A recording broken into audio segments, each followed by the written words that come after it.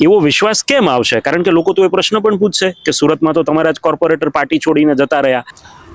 5-6 વર્ષ પહેલા આજથી મેં રાજકારણની શરૂઆત કરેલી હતી અને રાજકારણની શરૂઆત કરેલી હતી ને ત્યારથી એક નિયમ નક્કી હતો કે ભાઈ જે પાર્ટી શિક્ષણને અને આરોગ્યને મહત્વને પ્રાધાન્ય આપે છે, અમે લોકો એજ્યુકેટેડ છે, અમે જ્યાં સુધી રહેશું ત્યાં સુધી એ જ પાર્ટીમાં રહેશું. હવે સુરતની વાત થાય તો બધા લોકોની જે માનસિકતા હોય એ ક્યારેય રાજકારણમાં છે એ સરખી નથી હોતી. આ એક વહેતું પાણીની જેવું હોય છે, બરોબર, કે ભાઈ બધા લોકો પોતપોતાની મનોકામનાઓ પૂર્ણ કરવા માટે આવતા હોય અથવા તો એની મનસા પૂરી ના થતી હોય અને કોઈ જગ્યાએથી જો લાલચ મળતી હોય તો તે જગ્યા વહી જતા હોય છે, બરોબર. પણ સેન્ટ્રલ પોઈન્ટે અમારું છે ને શિક્ષણ અને આરોગ્યનો જે મુદ્દો છે ને એને હંમેશા અમે સેન્ટ્રલ રાખી, કેન્દ્ર સ્થાને રાખી અને અમે લોકોની વચ્ચે જઈ અને આમ આદમી પાર્ટીની વિચારધારા એક લોકો સુધી પહોંચાડવાનો પ્રયત્ન કરીએ છીએ કે આમ આદમી પાર્ટી શિક્ષણ અને આરોગ્યને માનતી પાર્ટી છે, ગરીબ લોકોને મધ્યમ વર્ગની પાર્ટી છે અને અમે હર હંમેશા એમના માટે પરસેવો પાડીએ છીએ અને પાડતા રહેવાના છીએ.